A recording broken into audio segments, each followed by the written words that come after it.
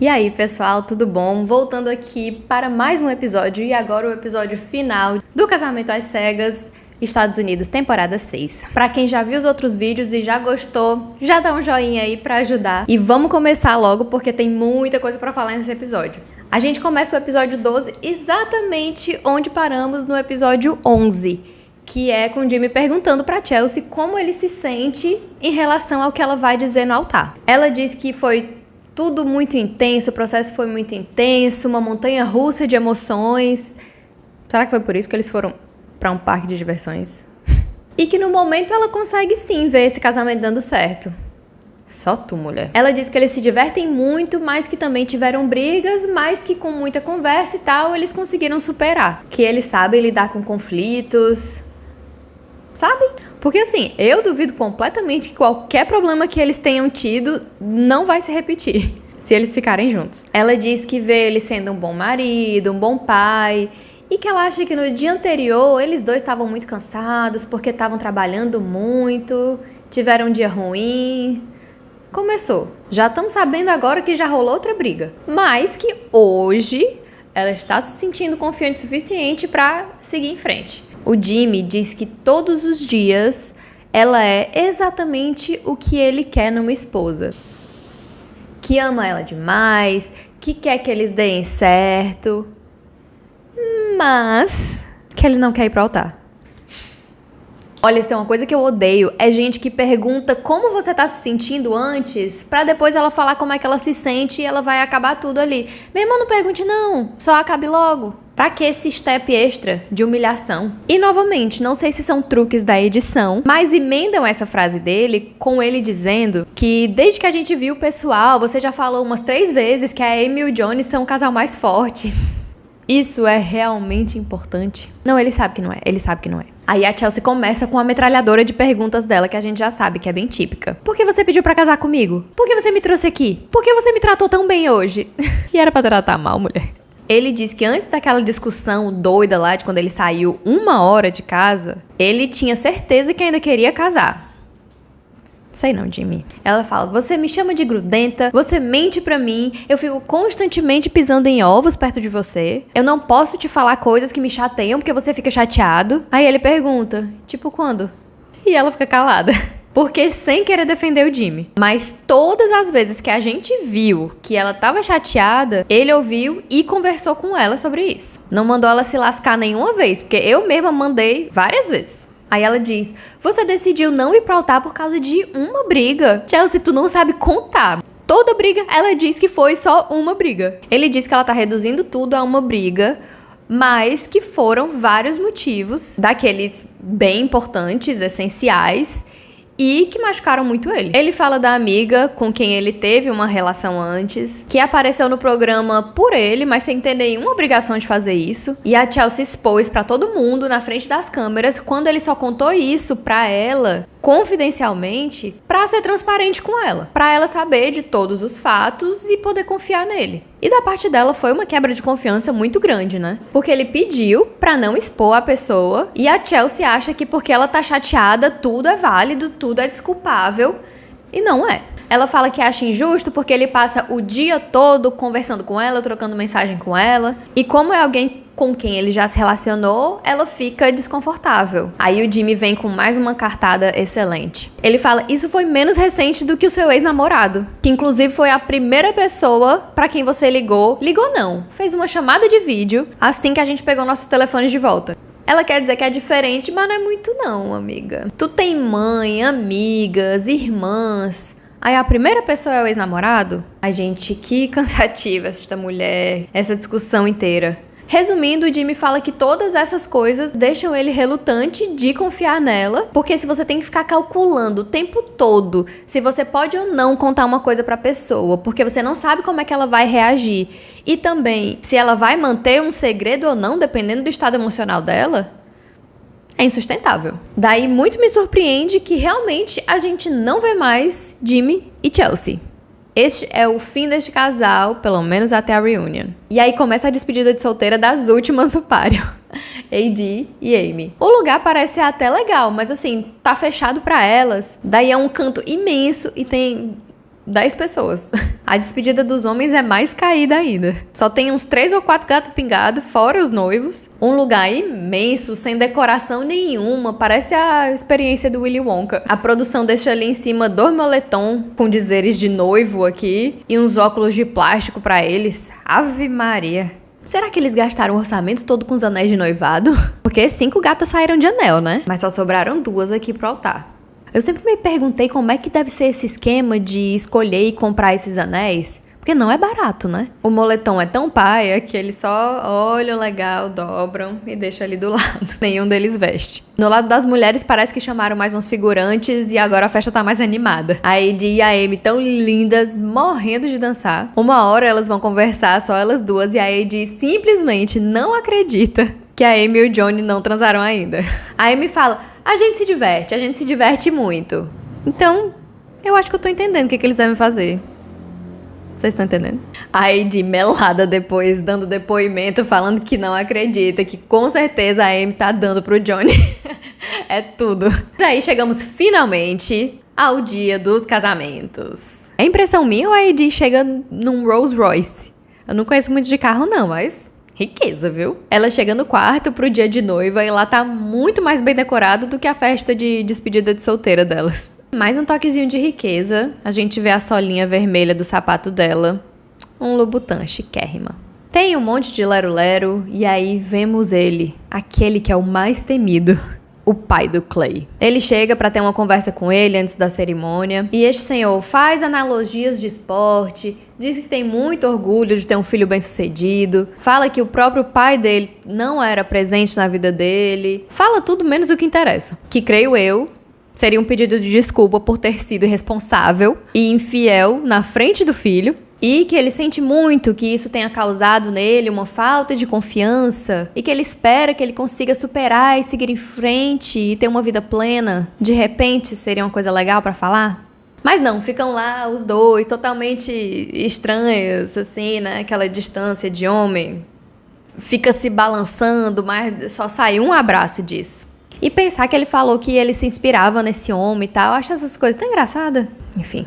Começa a cerimônia. O Clay entra com a mãe dele. E ele parece estar muito nervoso. Mas ele tenta esconder ali atrás de um sorriso. A Heidi entra sozinha. E a gente vê aquele mulherão entrar toda encolhida. Com os ombros tensos assim. Mas aparentemente muito feliz. Acho que ela só tava, sei lá, sobrecarregada com tudo. Com o contexto. E também tá entrando só, né? Podia ter entrado com a mãe dela, né? Nos votos, o Clay disse que se tornou um homem melhor com ela durante esse processo, que ele ama muito ela, porque durante as dificuldades eles conseguem conversar e superar, que ele tá muito feliz que eles estão ali, que eles têm uma parceria fantástica. A Heidi fala que desde que eles se conectaram nos pods, a vida dela mudou completamente. Ela diz que o Clay é um porto seguro dela, que é um lar, que ele é um homem lindo, inteligente, poderoso, que ela vê coisas nele que nem ele enxerga, que ela confia nele e que ela é muito grata pelo homem que ele é.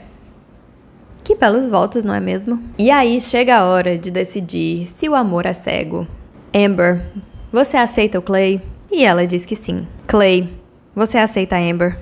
Ele diz que esse processo foi incrível, que ele ama a Heidi e que não acha que é responsável ele dizer sim. Ele diz que tá firme com ela, mas que ele não acha certo dizer sim nesse momento. E ela fala: Clay, what the fuck? Ela sai do altar, a mãe dela vai lá catar os caquinhos do coração dela. E a mãe do Clay também, fofa, levanta pra dar um abraço nela. Aí depois a gente vê o Clay com o pai dele falando um monte de frase pronta. E o Clay provavelmente tá processando, só agora, que o pai dele não é essas coisas todas. E pra todas essas baboseiras que ele fala, ele fica, O que eu achei muito estranho é que pra todo mundo o Clay diz uma coisa e chega na hora do depoimento, que ele tá a sós com as câmeras, ele fala outra coisa. Nesse depoimento, ele fala que ele e a Heidi têm uma relação muito boa, mas não o bastante pra ele sentir que ela é a pessoa com quem ele deve se casar. Diz que o casamento é uma decisão física, emocional, financeira. É verdade. E que ele acha que não fez todas as perguntas que ele deveria ter feito. Diz que ainda não entende o lado financeiro dela. Pois vem cá, Clay, deixa eu te explicar. O lado financeiro dela é que ela é uma grande gostosa. E que você, se esperar só um ano até esse programa estrear, ela vai virar influenciadora e muito provavelmente ganhar mais dinheiro do que tu.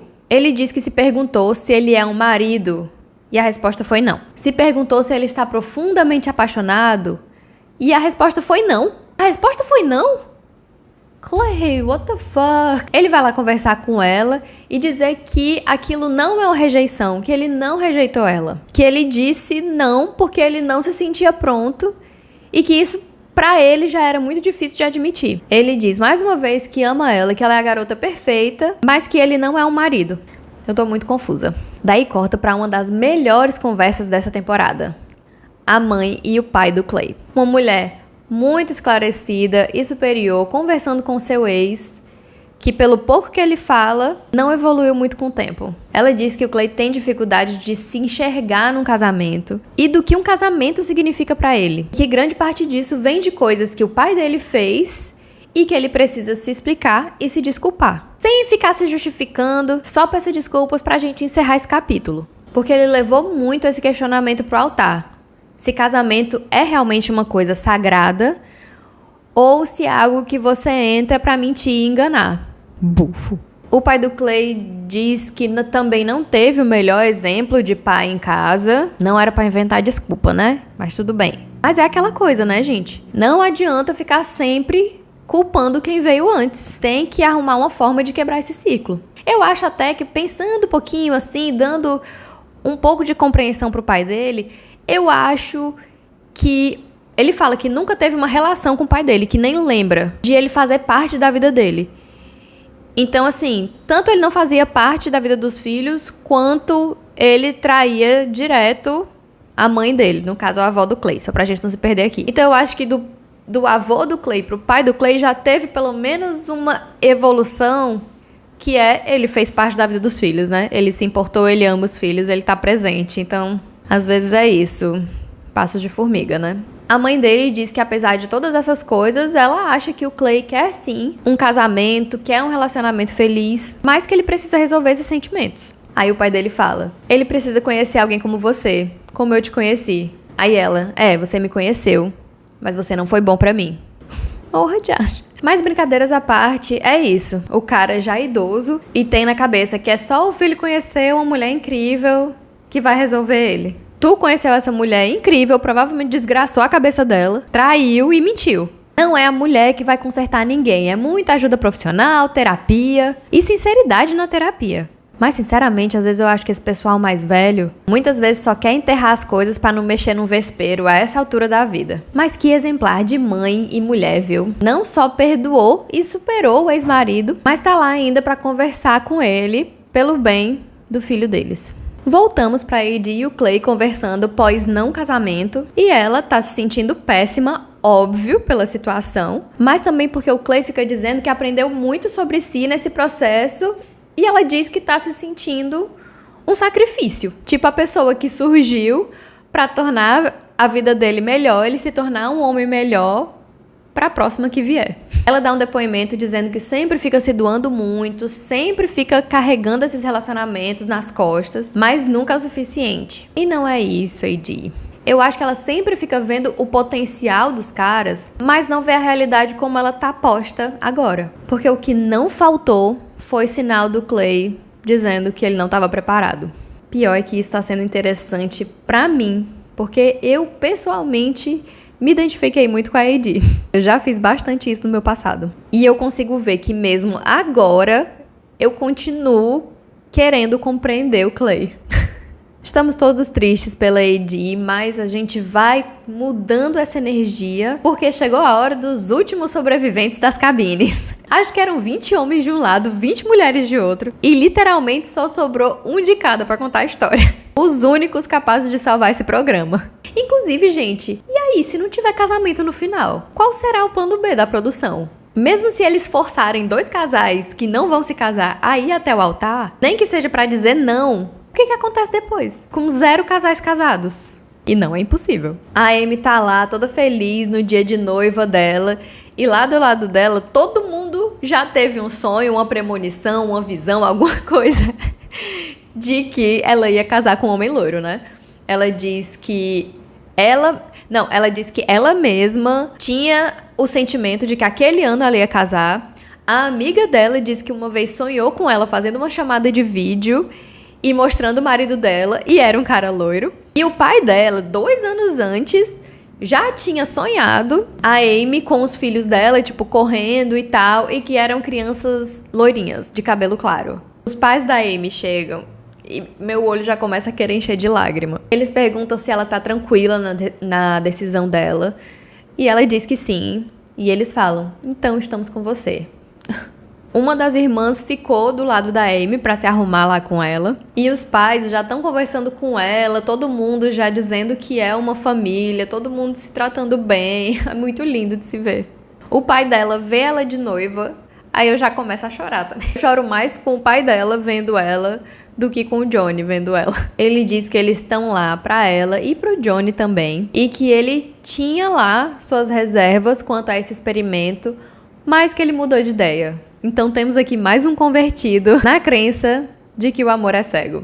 A Amy entra com o pai de um lado e o irmão do outro. E um buquê enorme que quase tampa a cara dela. E ela tinha falado nas cabines, né, sobre o irmão dela, que ele estava no espectro do autismo e que família é super importante para ela e que caso alguma coisa acontecesse com os pais dela, ela ia cuidar do irmão dela. E o Johnny muito rápido concordou e falou, claro, eu faria o mesmo pelos meus irmãos. Ai, uma família estruturada, né? Duas famílias estruturadas. Eles provavelmente se conectaram muito por conta disso. Chegamos na cerimônia, mas não precisa nem fazer suspense, porque todo mundo sabe que eles vão dizer sim, e aí a plateia toda comemora.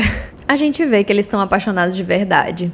No depoimento, eles confirmam que o amor é cego. Mas engraçado é que é assim, né, gente? Tinham 400 possibilidades de casais e só um deu certo.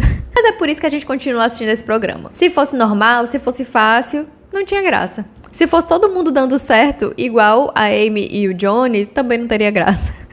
E é isso, pessoal. Com uma taxa de sucesso de 0,25%, nós terminamos essa temporada com pelo menos um casamento e a produção pode respirar aliviada. O que vocês acharam? Acho que não vai dar tempo de perguntar pra vocês as previsões da reunion antes de vocês assistirem. Mas eu quero muito saber se a AD perdoou o Clay e ainda tá com ele. Quero saber se a Sarah e o Jeremy viraram um casal. Quero saber o que o Trevor tem a dizer pra defender essa cara de pau dele. E claro, saber se o casamento da Amy e do Johnny está durando. E pelo amor de Deus, eu espero que sim. Eu espero que vocês tenham gostado de acompanhar essa temporada comigo. Deixem aqui nos comentários se vocês têm sugestões de outra série que eu possa comentar, que vocês estão assistindo. Muito obrigada por terem ficado até o final. E até o próximo vídeo. A gente se vê no vídeo da reunion, hein? Tchau!